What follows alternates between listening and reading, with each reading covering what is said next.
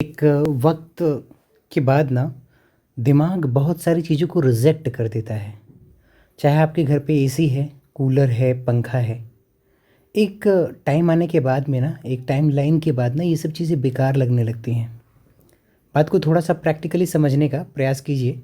जो मैं आपसे कहना चाह रहा हूँ कि कभी कभी ज़िंदगी में ना आप एक ऐसे स्टेज पे आते हैं, जैसे आप एक एम्प्लॉय नहीं हैं, फॉर एग्ज़ाम्पल आप अनएम्प्लॉयड हैं, बेरोज़गार हैं और आपको नौकरी की तलाश है, कुछ पैसे कमाने की तलाश है, आपका वक्त नहीं गुजर रहा, सोसाइटी में इज़्ज़त नहीं मिल रही, पास पड़ोस वाले कह रहे हैं देखो माँ का लाडला, 2 टाइम का खाना खा करके क्रिकेट खेल रहे हैं, या भाई साहब मस्त मौला होकर कभी कभी इनसे मिल रहे हैं, कभी उनसे, है ना। तो अंदर से आपको क्या लगता है कि कहीं बिजी हो जाएं 8 से 9 घंटे के लिए, और आपको ऐसा फ़ील होगा कि आप दुनिया के सबसे रिच पर्सन हैं, बड़ी इज़्ज़त होगी।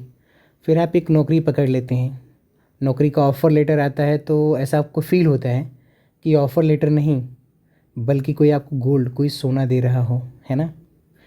फिर आप नौकरी में आते हैं, नौकरी करते हैं, पैसे कमाते हैं, 2 महीने, 3 महीने, 4 महीने, 5 महीने, end of the month salary आती है, 9 आवर्स की जॉब होती है, वही लाइफ वही रूटीन, वही लाइफ वही रूटीन, करते करते माइंड ना एक स्टेज पे आने के बाद इसे भी रिजेक्ट कर देता है और लगता है कि क्या यही है ज़िंदगी। हाँ, क्या इसी लाइफ के लिए मैं जब अनएम्प्लॉयड, इससे बढ़िया तो मेरी अनएम्प्लॉय वाली लाइफ अच्छी थी। बेशक I was not earning money, but still I was stable wherever I was planning to go. I was suppose to go, there was no any boundation, है ना। तो यही ज़िंदगी है।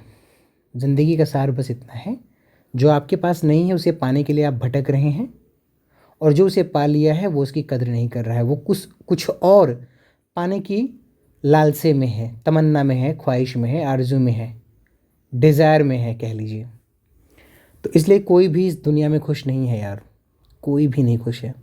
कहीं ट्रिप पे जाने का सोचोगे ना, प्लान करोगे, ट्रिप पे जाओगे, आओगे, घूम आओगे, फिर क्या माइंड में लगेगा पता है, अरे यार 8 से 10 हज़ार रुपये खर्च हो गए यार फालतू में।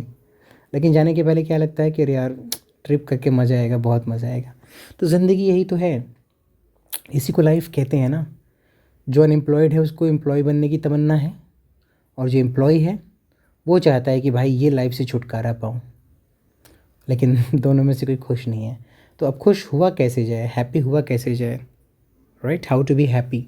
खुश रहने का मात्र एक कारण है, जहाँ भी हैं, जैसे भी हैं, जिस सिचुएशन में हैं, उसी में अपने आप को खुश रहने की आदत डाल लीजिए, और कोई दूसरा विकल्प का चयन मत कीजिए।